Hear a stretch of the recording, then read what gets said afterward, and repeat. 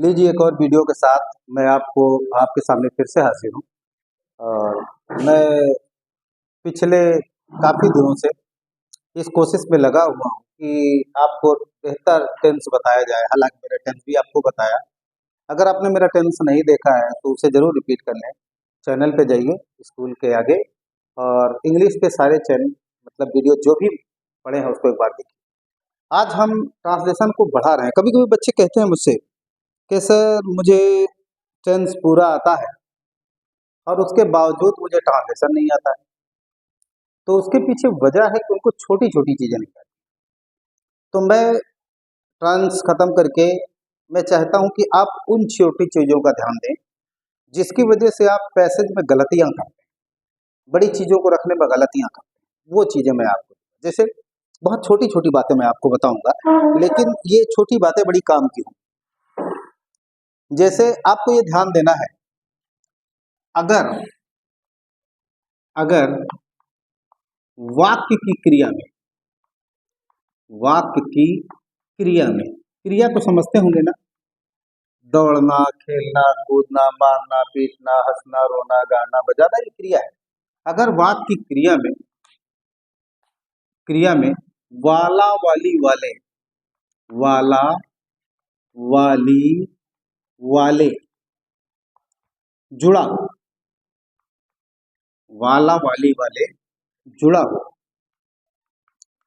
हो तो, अगर वाक्य क्रिया में वाला वाली वाले जुड़ा हो तो बी के बाद बी के बाद बी के बाद अबाउट टू जोड़ दें। अबाउट टू जोड़ दें। यहाँ एक ट्रांसलेशन का नियम मैं आपको बता रहा हूँ। अब यहाँ मेरे कुछ बच्चे ऐसे भी होंगे जिन्हें बी का मतलब होना समझ में आता है। बी का मतलब होना समझ में आता है। अब यहाँ बी का आशय समझ लीजिए। जब कभी इंग्लिश में मैं बी लिखूं या कहीं भी बी लिखे कि बी के बाद ऐसा करना है, तो बी का मतलब is, am, are, was, were माना जाएगा। बी का मतलब आप हमेशा समझिए कि बी का मतलब इजैम और वाज बेयर माना जाएगा। तो हमको ये ध्यान देना है कि बी के बाद अबाउट टू जोड़ना है। बी के बाद अबाउट टू जोड़ना है। जैसे अब शाम होने वाली है, शाम होने वाली है। ये देखिए, हमने देखा अब शाम होने वाली है तो हमको लिखना पड़ेगा इट इज। It is. उसके बाद इज के बाद तुरंत हमको जोड़ना है अबाउट। तो हम लिख सकते हैं अबाउट टू। About to. अब उसके बाद शाम होना है फॉल इवनिंग। Fall evening. ये लीजिए, ये हो गया फॉल इवनिंग। अब आप देखिए, बच्चा छत से गिरने ही वाला था। गिरने ही वाला था।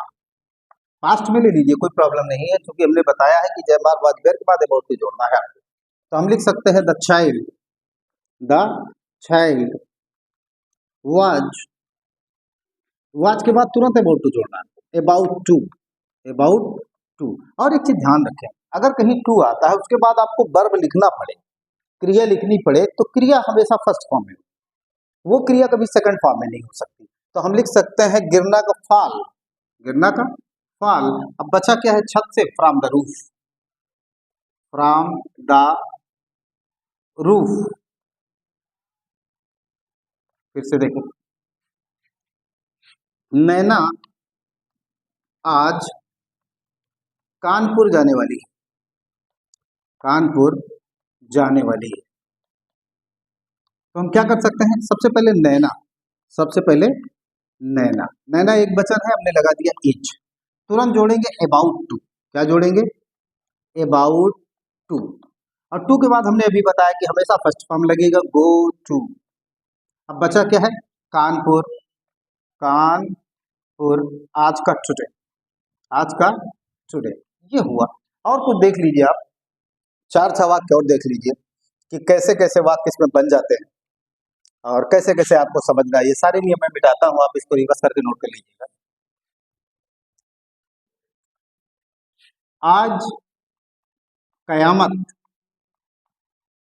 आने को है, आने को है। अब आप देखिए बिल्कुल डिफरेंट वाक्य है, आज कयामत आने को है। अब अगर देखा जाए तो कहीं कहीं क्रिया में को जुड़ जाएगा, कहीं कहीं क्रिया में को जुड़ जाएगा। अब अगर भाव निकालिए तो कह रहा है आज कयामत आने को है, इसका मतलब क्या है? आज कयामत आने वाली है। तो हम लिख सकते हैं द डिस्ट्रक्शन, द डिस्ट्रक्शन। एक वचन ले लीजिए एज, तुरंत जोड़ दीजिए अबाउट टू, अबाउट टू। आज आना का काम, आज का टुडे, आज का टुडे। अब आज कयामत आने को है, एक और वाक्य ले लेते हैं, जान किसी की जाने को है, जान किसी की जाने को है, जाने को है। अब आप देखिए गाने का मुखड़ा है, ये गाने का हमने पूरा मुखड़ा रखा है आपके सामने, आज कयामत आने को है, जान किसी की जाने को है, ये गाना है आपका। तो हमने लिखा यहाँ को आया है, ध्यान रखें। तो हम लिख सकते हैं समवन, समवन। उसके बाद सहायक क्रिया लगाया हमने एज, तुरंत जोड़ा हमने अबाउट टू, अबाउट टू, और मरना का टाइम। ये देखें, फिर से देखें, वह या बच्चे, बच्चे अब गणित पढ़ने वाले हैं, गणित पढ़ने वाले हैं, पढ़ने वाले हैं। अब यहाँ हमको प्लूरल में है, यहाँ हमारा प्लूरल में है, तो हम लिख सकते हैं चिल्ड्रन। क्या लिख सकते हैं? चिल्ड्रन। बहुवचन है, हम लगा सकते हैं आर। अब चूंकि वाला वाली वाले हैं तो हम तुरंत जोड़ेंगे अबाउट टू। क्या जोड़ेंगे? About to. पढ़ना का मतलब रीड, पढ़ना का मतलब रीड। अब क्या बचा है? नाउ। हम अब सबको, सबको अलविदा कहने वाले, अलविदा कहने वाले, कहने वाले हैं। हम का मतलब बी, हम का मतलब बी, और बी के साथ हमने लगाया आर, बी के साथ आर लगाया, फिर अबाउट टू तुरंत जोड़ा हमने, अबाउट टू। कहना का से, किसे कहना है? आल। क्या कहना है? अलविदा, फेयर, फेयर वेल।